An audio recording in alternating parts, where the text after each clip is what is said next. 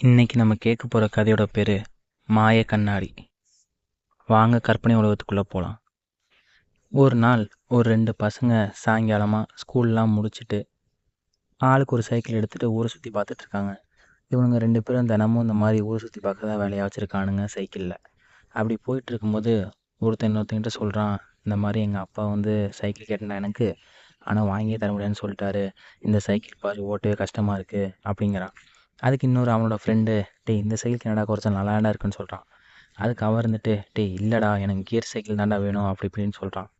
அதுக்கு அவனோட ஃப்ரெண்டு என்ன சொல்கிறான், டேய் கிடைக்கிற வச்சு அட்ஜஸ்ட் பண்ணிக்கோடா அப்படின்னு சொல்கிறான். ஆனால் அதுக்கு அவன், இதுக்கடா கிடைக்கிற வச்சு அட்ஜஸ்ட் பண்ணிட்டா மேலே போக முடியாது மாப்பிள்ள அப்படின்னு சொல்லிட்டு பேசிக்கிட்டு இருக்கான். இந்த 2 பசங்களுக்கும் ஒரு 15 வயசு தான் இருக்கும். இப்படி போயிட்டு இருக்கும்போது அந்த சைடு ஒரு வீடை பார்க்குறாங்க. அந்த வீடு வந்து கைவிடப்பட்டு ஒரு 20 வருஷம் ஆயிருக்கும். அதனால் அந்த வீடு பார்க்கவே வந்து ஏதோ பேய் வீடு மாதிரி இருக்கும். அதை பார்த்துட்டே அப்படியே பேசிட்டு பார்த்துட்டு போகிறாங்க.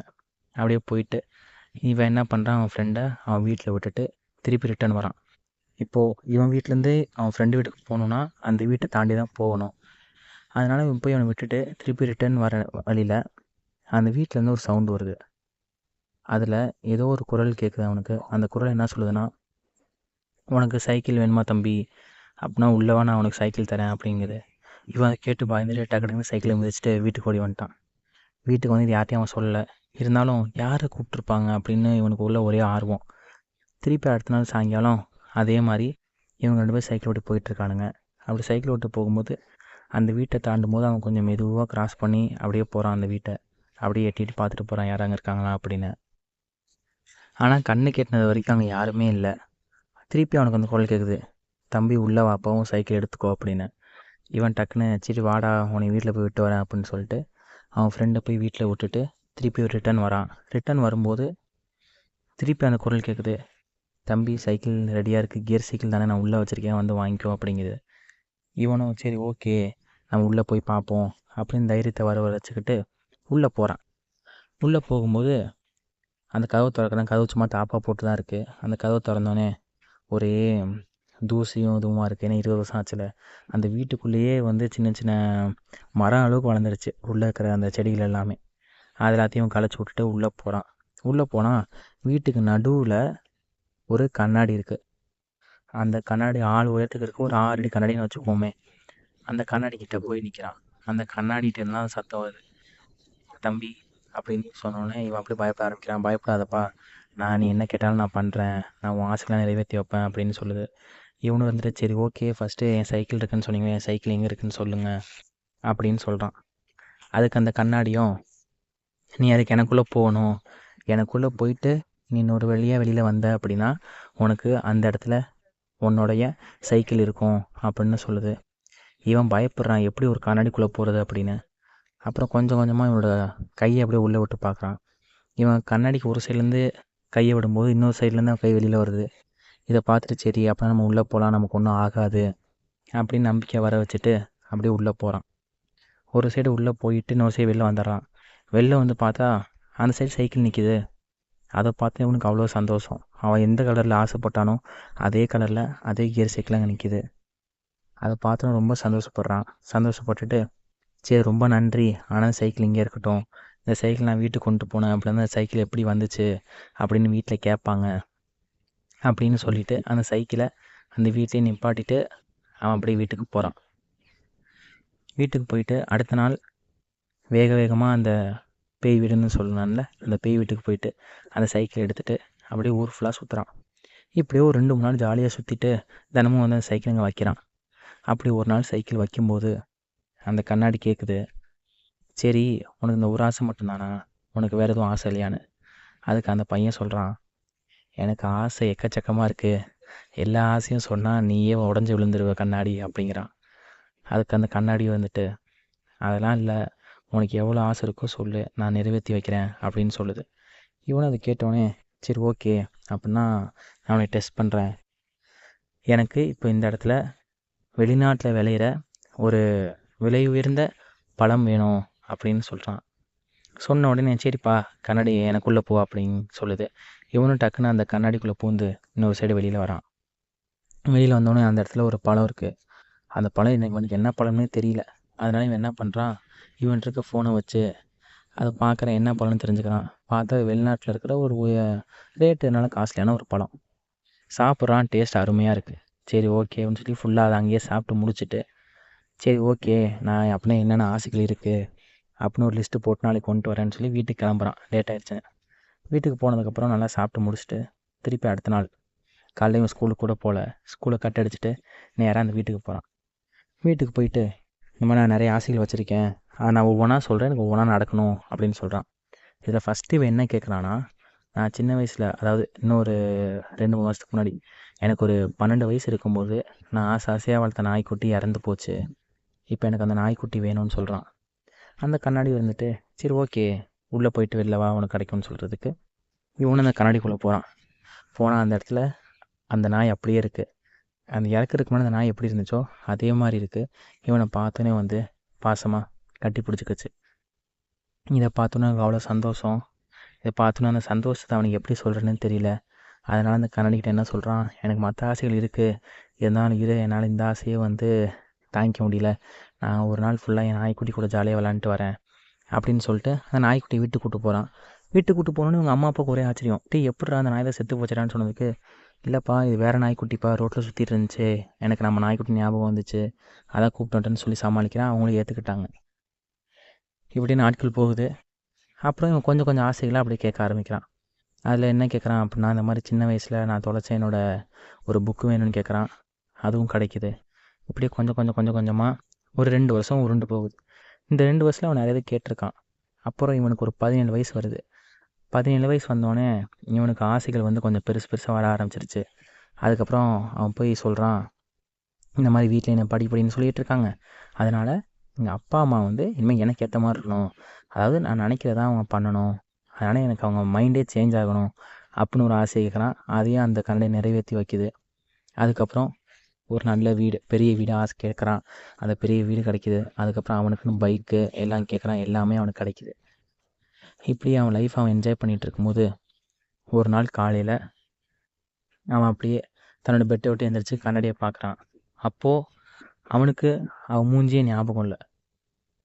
என்னடா இது நம்ம மூஞ்சியே நமக்கு ஞாபகம்னு சொல்லி யோசிக்கிறான். அதுக்கப்புறம் சரி ஓகே ஏதோ திடீர்னு வயசாயிருச்சு போல் நமக்கு, நம்ம தூக்கத்தில் இருக்கோம் அப்படின்னு சொல்லிட்டு அதை அப்படியே கண்டுக்காமல் அப்படியே போய் சாப்பிட்டுட்டு அப்படியே மற்ற வேலைகளை பார்க்குறான். அப்போ அவன் கவனிக்கும் போது அவனோட நினைவுகளில் நிறைய இல்லை அப்படிங்கிறது அவன் நோட் பண்ணுறான். அதில் என்னென்ன சொல்லலான்னா, ஒரு புக்கு கேட்டான்னு நான் சொன்னேன் இல்லைங்களா, அந்த புக்கு அவன்கிட்ட இருக்குது. ஆனால் அந்த புக்கு யார் கொடுத்தாங்க அப்படின்னு அவனுக்கு ஞாபகம் இல்லை. இது மாதிரி பலது நடந்திருக்கு. அப்புறமா ஒன்று யோசிக்கிறான், சைக்கிளில் நம்ம ஏன் வந்து தனியாக சுற்றுறோம் அப்படின்னு. இதுக்கு முன்னாடி அவன் வந்து அவன் ஃப்ரெண்டு கூட சுற்றினான் இல்லைங்களா, அந்த நினைவுகள் அவனுக்கு ஞாபகம் இல்லை. அவன் ஃப்ரெண்டு ஒருத்தர் இருக்கானே அவன் ஞாபகம் இல்லை. இந்த நினைவு அவனுக்கு அந்த சைக்கிள் கிடச்ச அடுத்த நாளே போச்சு. அது அவனுக்கே தெரியல. அதனால தான் அவன் அந்த புது சைக்கிள் வாங்கினதுக்கப்புறம் தனியாகவே ஊர் சுற்றிட்டு இருந்திருக்கான். இப்படி அவன் பார்க்கும்போது நிறைய விஷயங்கள் மறந்துக்கிட்டே இருந்திருக்கான். அதெல்லாம் பார்த்தோன்னே சரி பரவாயில்ல, இப்போ தான் நமக்கு எல்லாம் கிடச்சிருச்சுல அப்படின்னு சொல்லி அதை கண்டுக்காம விட்டுறான். இப்படி ஒரு 2 நாள் போக ஒரு நாள் அவன் காலையில் எந்திரிக்கிறான். அப்படி எந்திரிக்கும் போது அவனுக்கு தெரியுது, அவன் யாருங்கிறதே அவனுக்கு ஞாபகம் இல்லை. அவனும் யோசிச்சு பார்க்குறான், நம்ம யார், நம்ம இங்கே என்ன பண்ணுறோம் அப்படின்னு எல்லாத்தையும் யோசிச்சு பார்க்குறான். எதுவுமே அவனுக்கு ஞாபகம் இல்லை. தன்னோட பேர் ஞாபகம் இல்லை, தான் யார், நம்ம இங்கே எங்கே இருக்கோம், வீடு என்ன, எதுவுமே அவனுக்கு ஞாபகம் இல்லை. ஆனால் அவனுக்கு ஞாபகம் இருக்கிறது ஒன்றே ஒன்று தான், அந்த கண்ணாடிக்கிட்ட போய் நம்ம கேட்கறதெல்லாம் நமக்கு கிடைக்கும் அப்படிங்கிறது. இப்போது அந்த கண்ணாடி எங்கே இருக்குது அப்படின்னா, இவன் நிறைய இது பண்ணால் பார்த்தீங்களா, இந்த மாதிரி புது வீடு வாங்கினதா இருக்கட்டும், இந்த மாதிரி நிறைய பண்ணும்போது நம்ம ஒவ்வொரு டைம் போய் அந்த வீட்டுக்கு போயிட்டு அந்த கண்ணாடிக்கிட்ட பேசிகிட்டு இருக்க முடியாதுன்னு சொல்லிட்டு அந்த கண்ணாடியை தூக்கிட்டு வந்து அவன் பெட்ரூம்லேயே வச்சுக்கிட்டான். இப்போது அவன் கண்ணாடியை நோக்கி அவன் ஓடுறான். போயிட்டு இந்த மாதிரி எனக்கு என்ன ஆச்சுன்னு எனக்கு புரியல, நான் யாருன்னு ஞாபகம் இல்லை, எனக்கு இப்போ உன்னை மட்டும்தான் ஞாபகம் இருக்குன்னு சொல்லி அந்த கண்ணாடிக்கிட்ட பேசுகிறான்.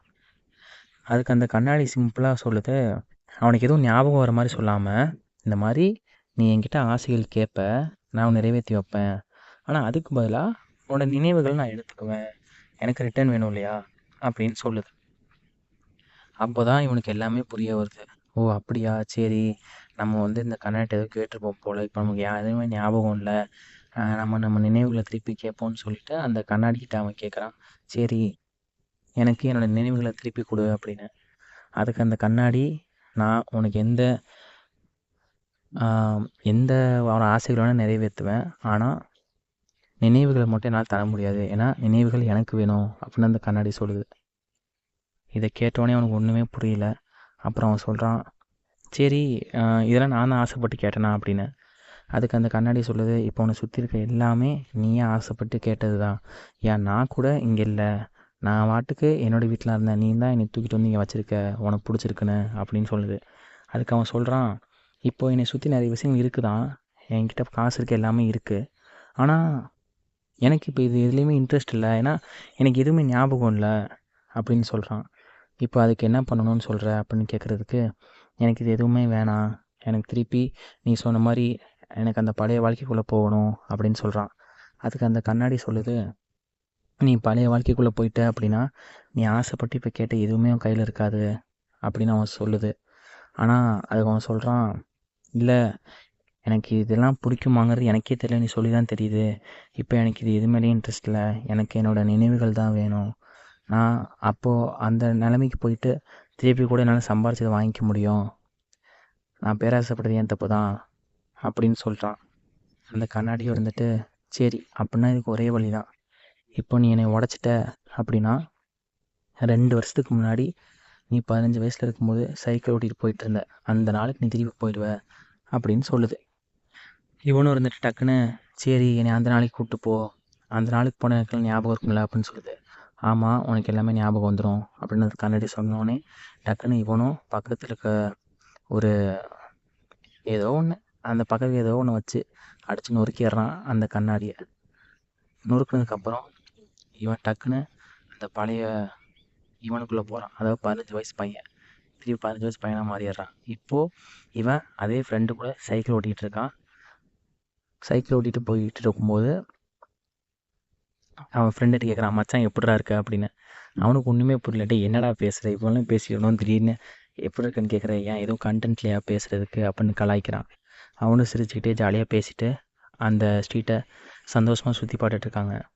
இப்போது அவனுக்கு எல்லாமே ஞாபகம் இருக்குது. அதாவது இங்கே சைக்கிள் ஓட்டிகிட்டு இருக்கும்போது அந்த கண்ணாடிக்கிட்ட அவன் ஆசைப்பட்டு கேட்டதுலேருந்து கடைசியில் அவன் ஒவ்வொன்றுமே மறந்ததாக இருக்கட்டும், எல்லாமே இப்போ அவனுக்கு ஞாபகம் இருக்குது. அவன் மறந்தது நடந்தது எல்லாமே இப்போ அவனுக்கு ஞாபகம் இருக்குது. இப்போது திருப்பி அவனுங்க 2 பேர் அதே பேய் வீட்டை தாண்டி போயிட்டுருக்கானுங்க.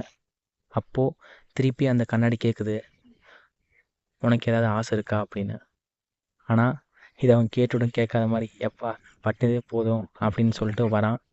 ஆனால் என்ன ஒரு ஆச்சரியம்னா, இப்போ அவன் ஃப்ரெண்டு கேட்குறான், மச்சான் உனக்கு தான் சத்தம் கேட்டுச்சாடா அப்படின்னு. அதுக்கு இவன் இருந்துட்டு பயந்துட்டு, ஐயோ அப்படிதான் எதுவும் இல்லை, நீ ஏன் எதுவும் நினச்சிக்க, அது சும்மா பிரம்மையாக இருக்கும்டா அப்படின்னு சொல்லிட்டு அவனை வேகமாக போயிட்டு அவன் ஃப்ரெண்டை அவன் வீட்டில் விட்டுட்டு இவனும் திருப்பி ரிட்டன் வந்துடுறான். ரிட்டன் வந்ததுக்கப்புறம் அவன் ஃப்ரெண்டுக்கு ஒரே ஆர்வம், என்னடா இது நமக்கு ஏதோ ஒரு வாய்ஸ் கேட்டுச்சே அப்படின்னு. அந்த வாய்ஸ் அவனுக்கு என்ன சொல்லியிருக்குன்னா, தம்பி நீ வீட்டுக்குள்ளே வந்தீன்னா உன் ஆசைகளெலாம் நான் நிறைவேற்றுவேன் அப்படின்னு சொல்லியிருக்கு.